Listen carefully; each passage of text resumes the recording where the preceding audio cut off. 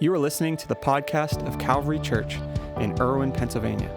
For more information, you can visit us online at calvaryirwin.com. This month, we have been going through the series called The Genius of Jesus. And this is based on a book by Erwin Raphael McManus. And throughout the month of May, we have covered the genius of power, the genius of empathy, the genius of the good, and the genius of grace. And all of these areas are ones where Jesus is shown to be a genius because of how he handled difficult situations in completely extraordinary ways that went countercultural to his time, his culture. It just wasn't what was expected. So this morning, we're going to expand on this with the genius of the true. And you know, about a week and a half ago, our pastoral staff, we took a couple hours to learn a little bit more about ourselves and our personalities and what it looks like to work well as a team. And a lot of good things come out of taking the time to understand ourselves and understand others. And although there were a few surprises and some new understandings of how different personalities can interact with each other in healthy ways, while valuing the perspective of others, some things just weren't surprises. One of the things that was not a surprise to me is I am an introvert, okay?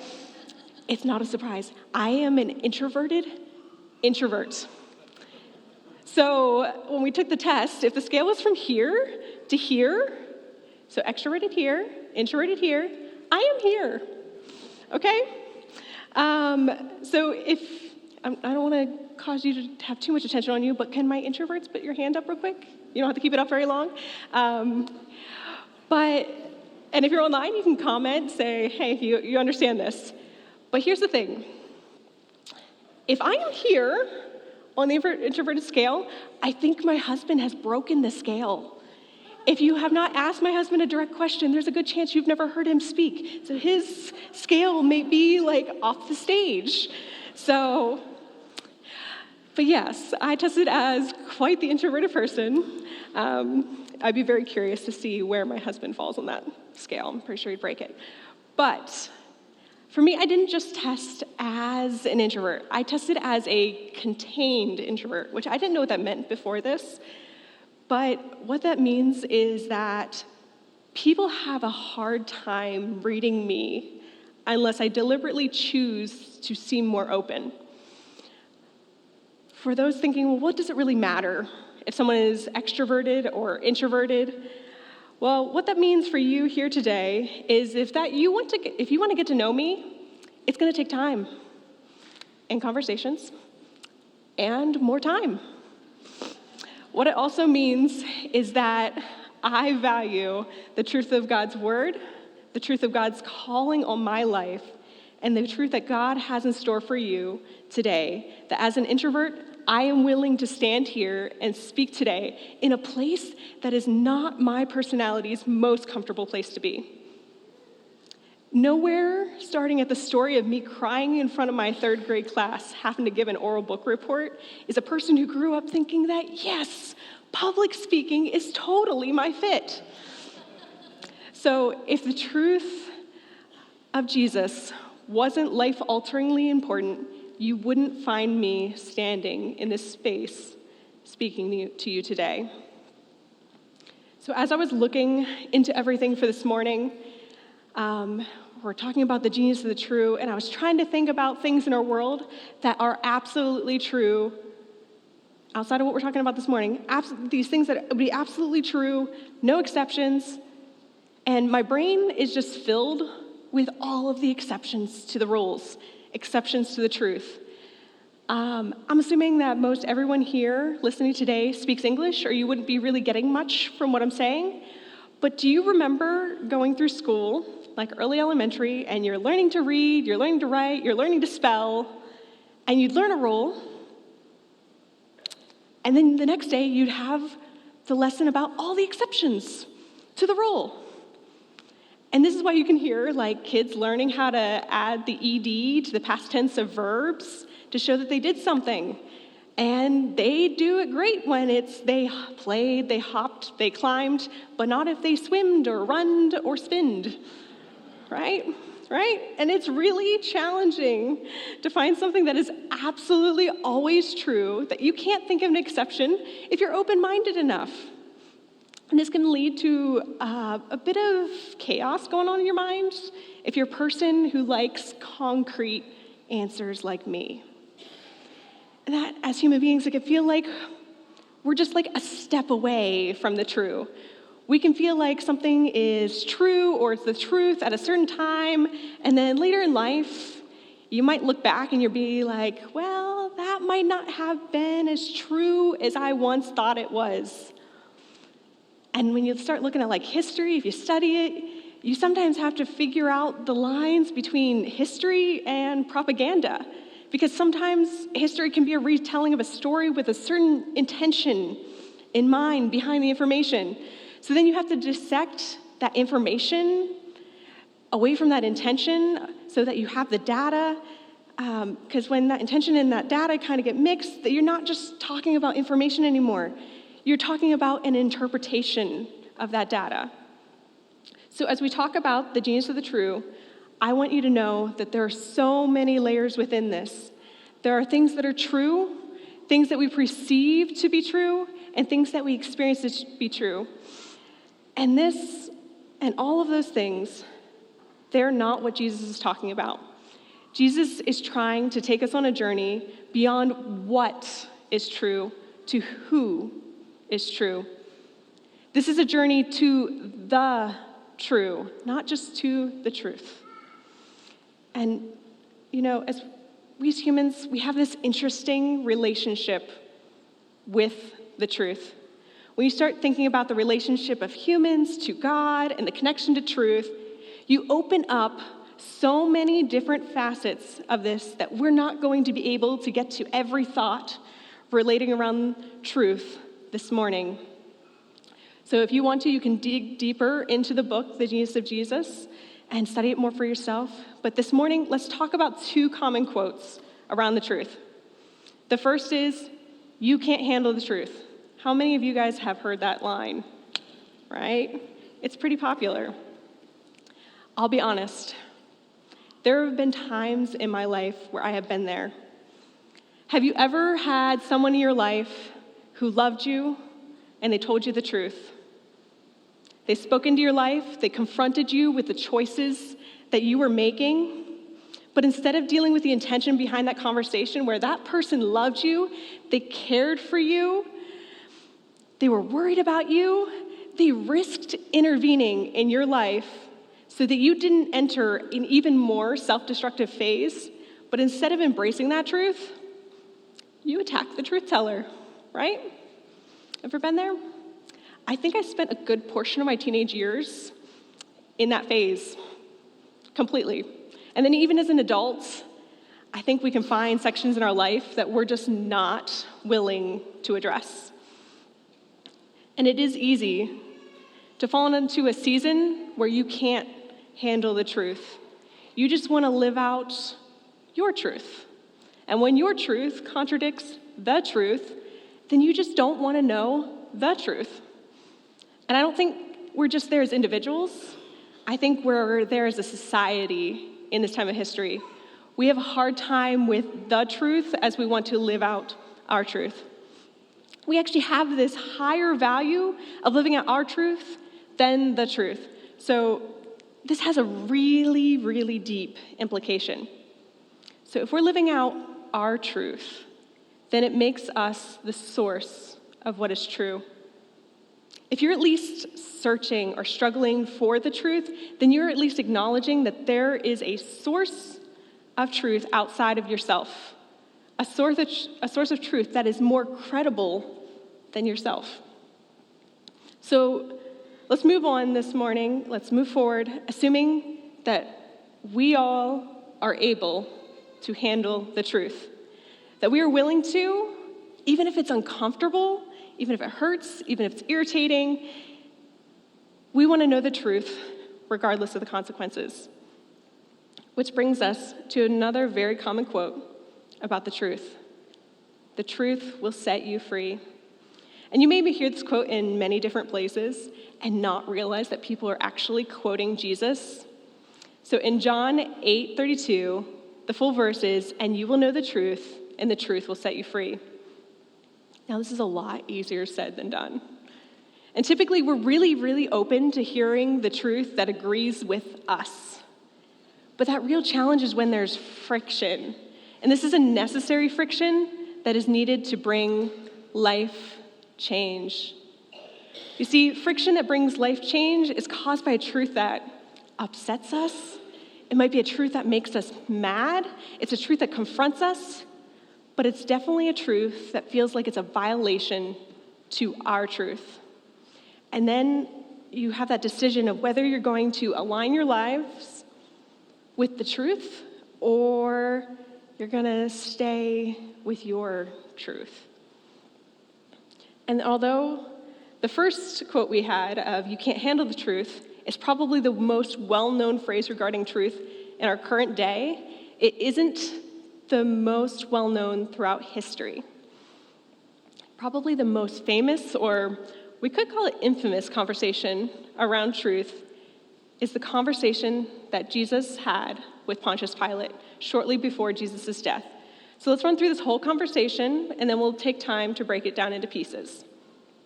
In John 18, starting at verse 33, we read, "So Pilate went back into the governor's residence, summoned Jesus, and asked him, 'Are you the king of the Jews?'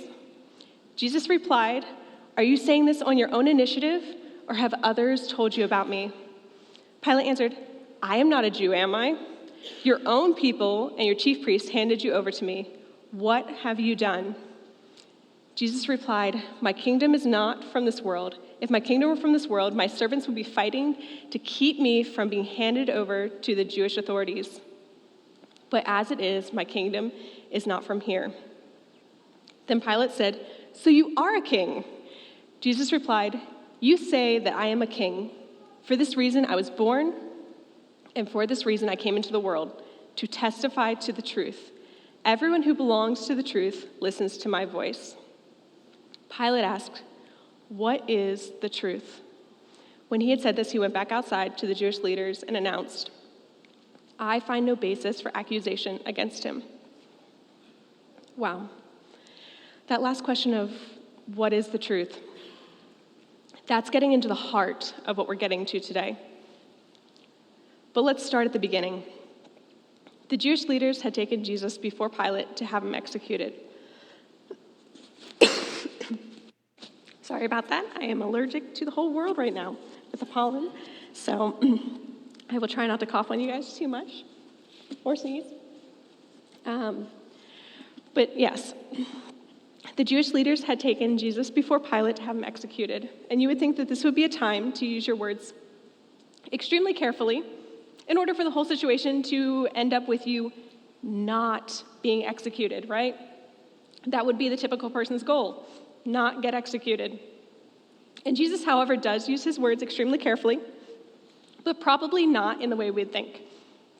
So, verse 33, "So Pilate went back to the governor's residence and summoned Jesus and asked him, 'Are you the king of the Jews?' And Jesus replied, 'Are you saying this on your own initiative, or have others told you about me?'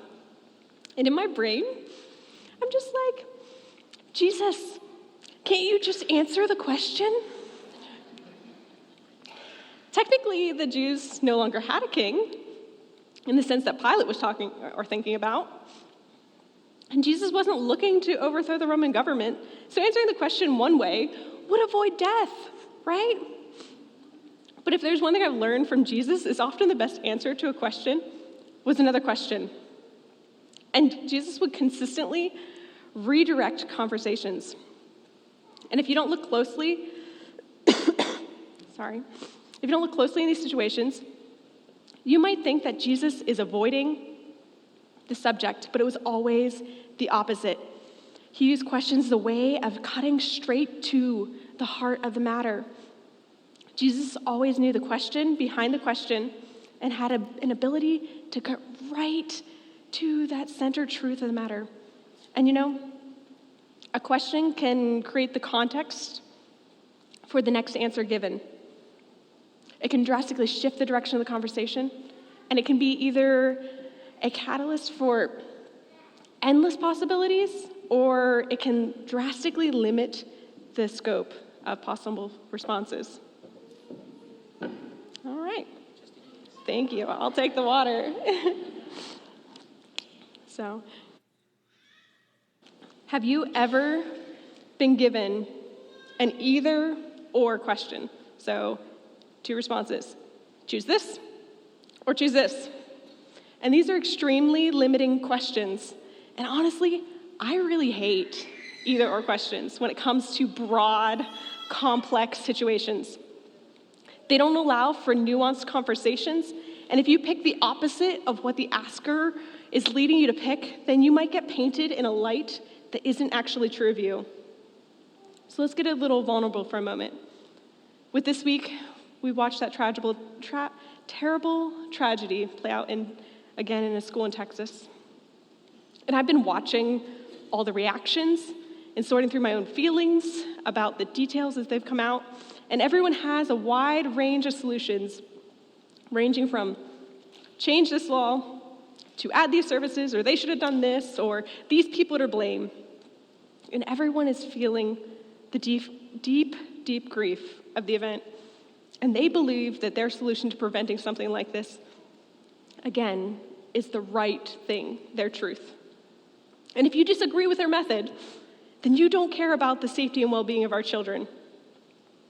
And I'm not here to say what law or preventative measures or services or training or anything else is the right one, because none of those categories are my area of expertise.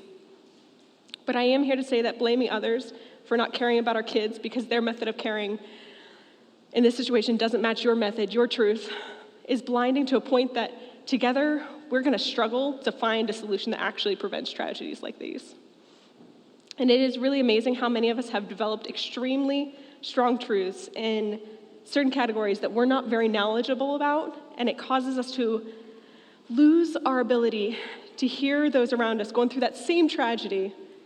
And maybe it's going to take truth causing friction against our society's truth to make a noticeable difference in this area. But I hope that we can learn to ask the right questions and learn to listen. So let's go back to Jesus' questions. Are you saying this on your own initiative, or have others told you about me? And, that's not a direct answer to Pilate's, are you the king of the Jews?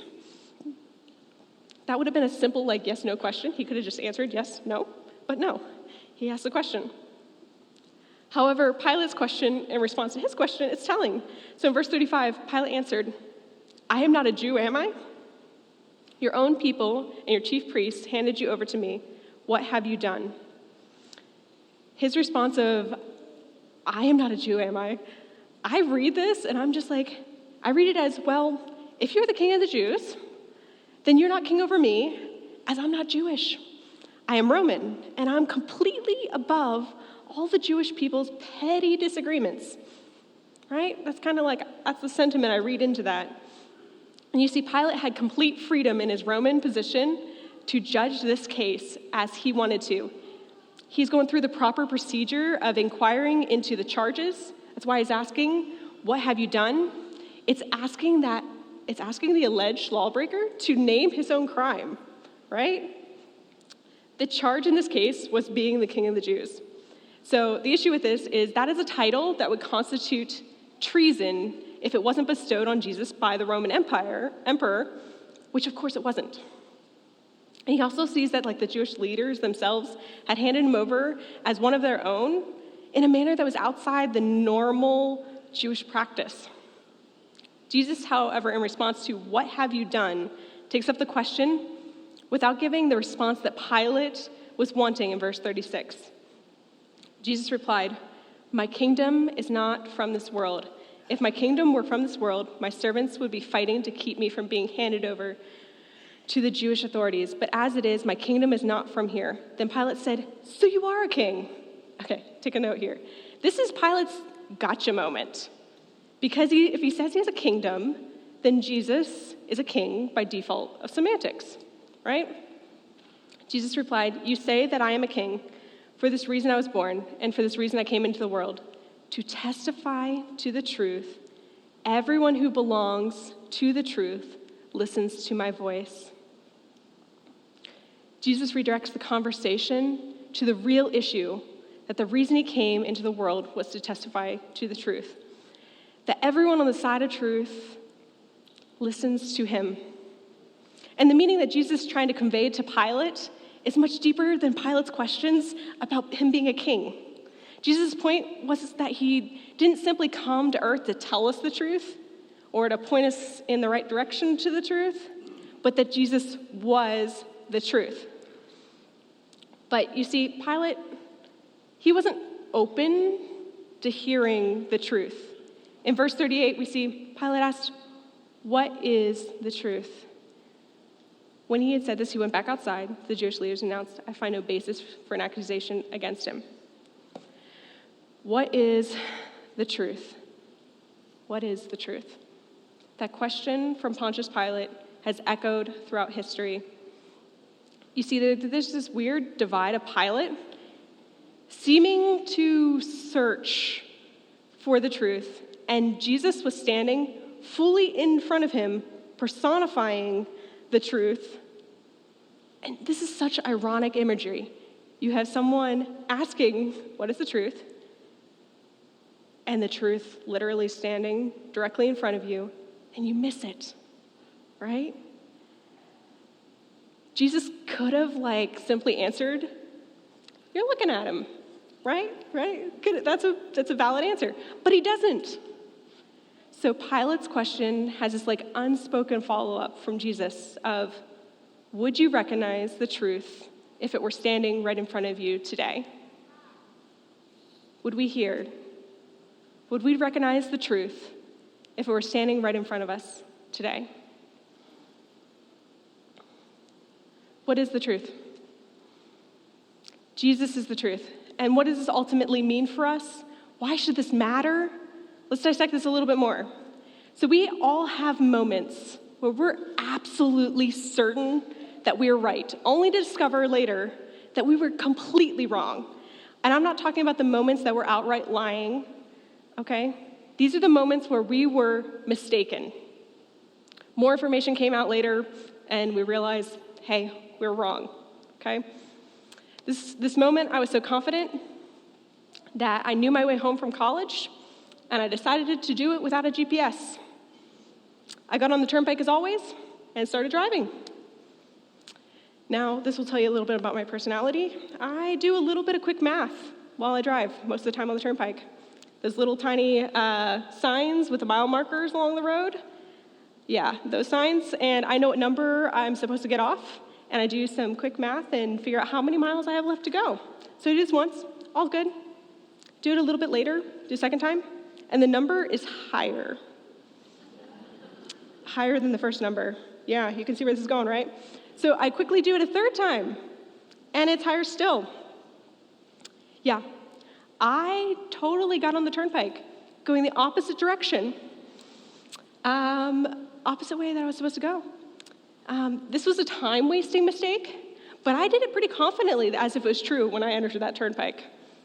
And our concept of personal truth can be a little bit like that. It sounds right when I speak my truth, but that doesn't mean my truth is an expression of what is actually true.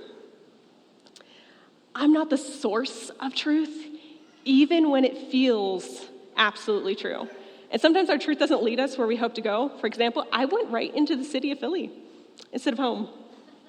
Yeah, because my college was not that far outside of Philly, so wrong direction, sends you right into Philly. So it's great. But for truth to exist, there has to be a source that is trustworthy. And often we lack that source of truth. Okay, let's tell you something else about myself. I like science.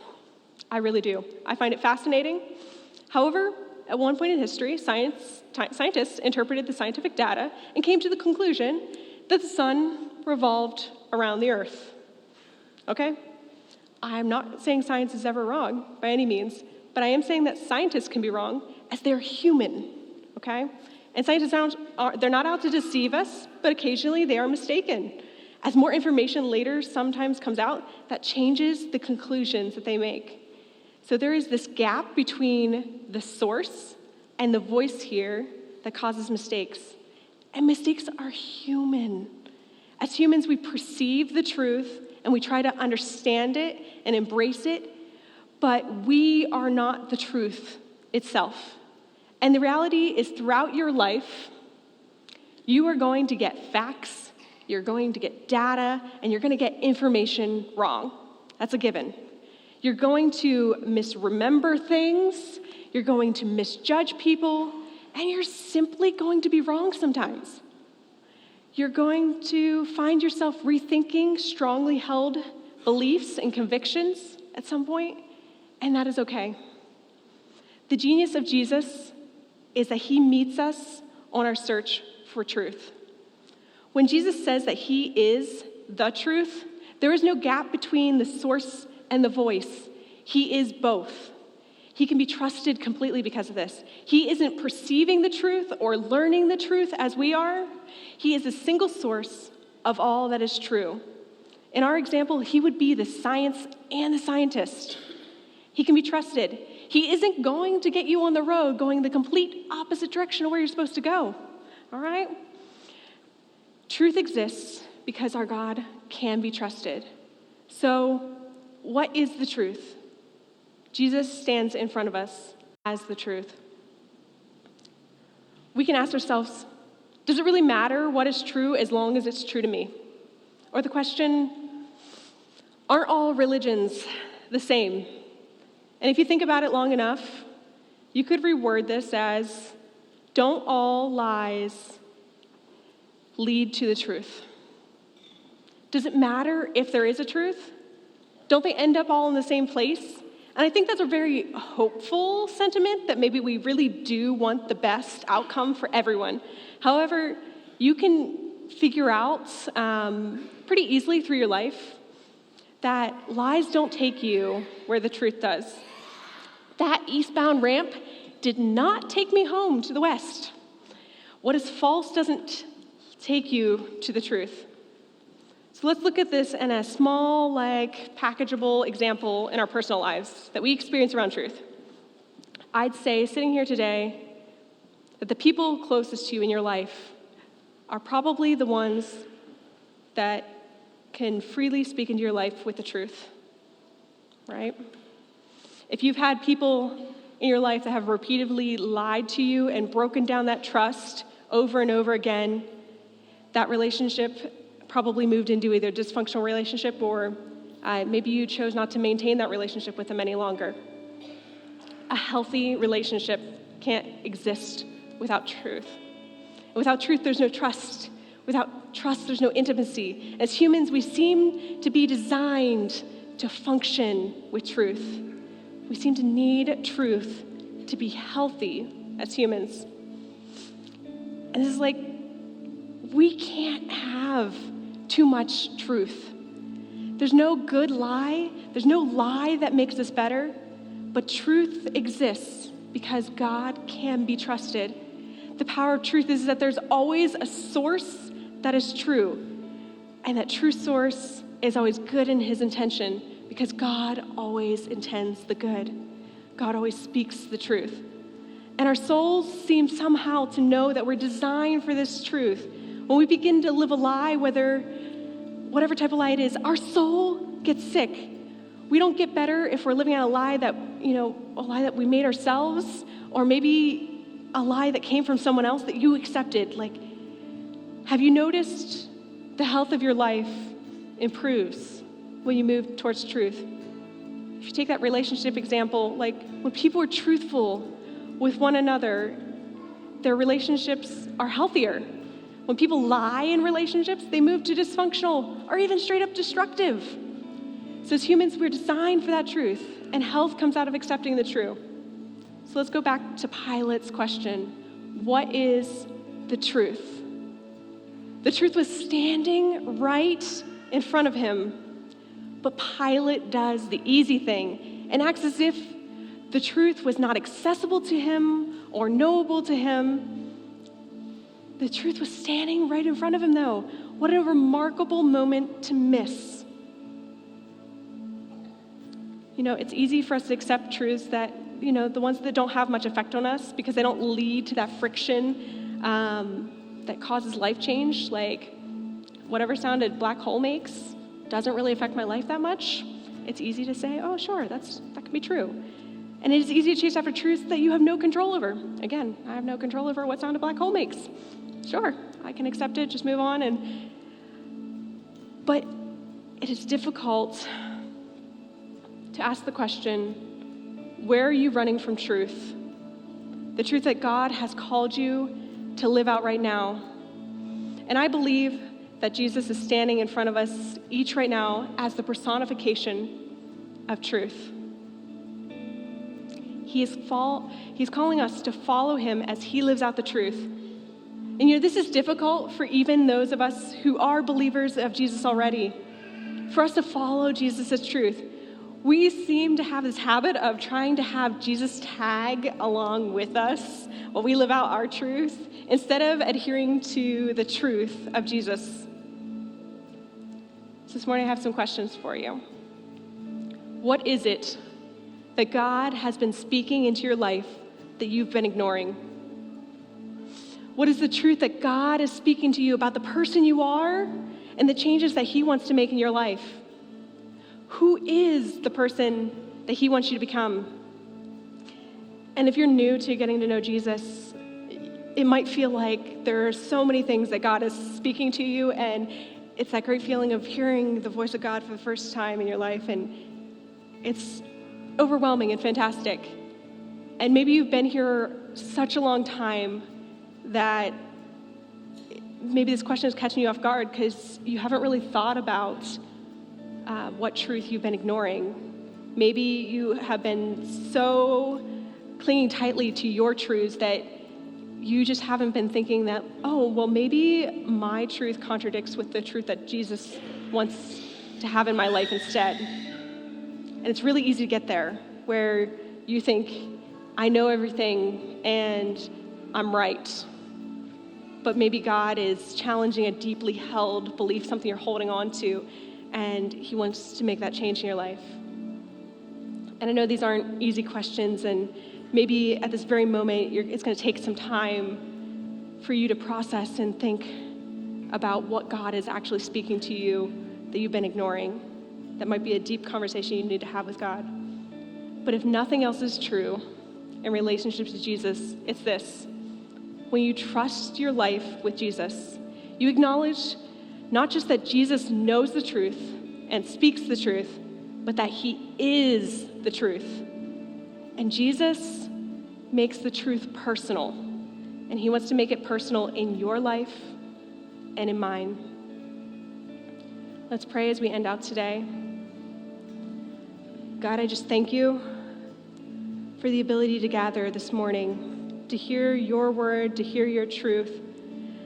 Lord, I just ask that you open up our hearts to hear what you would be speaking to us today, to hear where maybe I have to let go of this truth of mine that I'm holding so tightly to because you want to work on this area of my life and it is not aligning with the actual truth. Lord, I ask that you soften our hearts and that you would give us the ability to mold to the truth, that we would be willing to lay down our pride and lay down our truth for the truth. God, I just ask as we leave here today that you would continue speaking to us, continue molding us, continue loving us into the people that you have us to be. In your name I pray. Amen.